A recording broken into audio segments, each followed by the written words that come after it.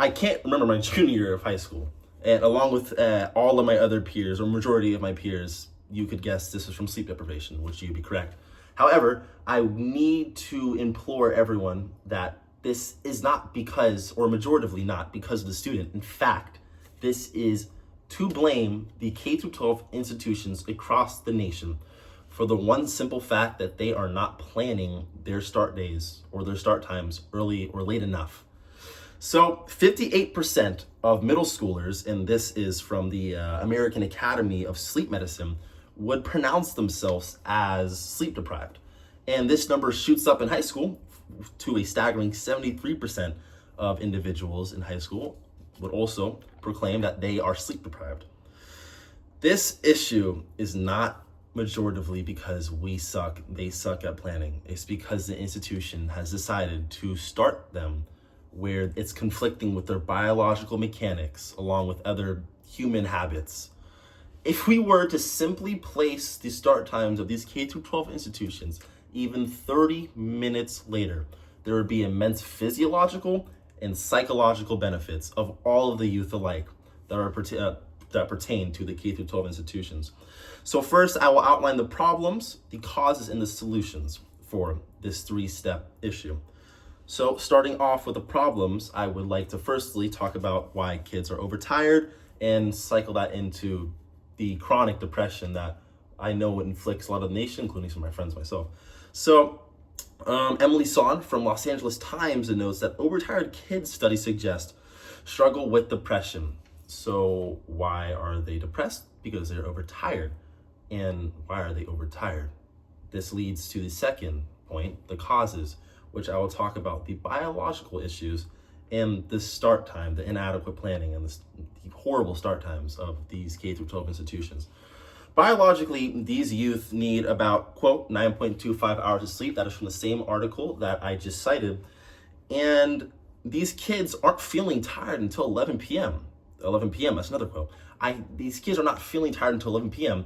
And let's say, ideally, they're going to bed at 11 p.m. And as we know, kids and youth are not ideal. They're going to bed at 12, 1, even 2.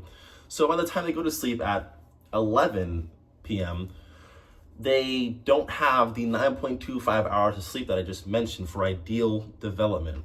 That means that they might have gotten 8 if they're lucky, 7, 6, 5. I know for a fact that I actually averaged it out. I myself got 5.5 average hours of sleep almost every day in junior year, hence why I can't remember it. And the issue here is simply because these institutions are cutting the sleep off of these students, of their students. While, of course, I'm not advocating for start times to be delivered at 1 o'clock p.m., I am advocating for a small incremental change, which leads me into my next point, which are the solutions. I have 2 solutions in mind, which are the start time, aforementioned, and just a consistent weekend schedule. So with the start times, even if schools uniformly decided to push their start times 30 minutes later, there would be incredible physiological and psychological benefits for every single student, and that is quoted in the article that I just mentioned. It's a fact. You're allowing them now to continue to sleep, have ideal development, not intruding their biological mechanisms, their melatonin, as I forgot to state actually, the melatonin, there's a 2-hour shift in which, in youth, where the melatonin isn't where it usually is in adults. That means the melatonin is offset 2 hours later, exactly why they're only tired, or they're finally tired at 11 p.m. And schools don't acknowledge that fact. Instead, they fight against the grain, and then you have overtired kids, and then you have 73% of high schoolers who self-declare that they are tired. That's a big issue. And number 2, just consistent weekend scheduling. As we know, humans are habitual creatures. If you have any organism for 5 days doing something, and then for 2 days doing something else, that's gonna offset them. They're not gonna be as consistent as it could be. And so all I'm asking for here is, let's say we start schools at 10:30 a.m.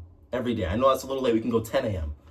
That means ideally in the weekends too, they would be getting up around that same time, maybe 30 minutes later, because it's weekends. 10:30, 10 a.m.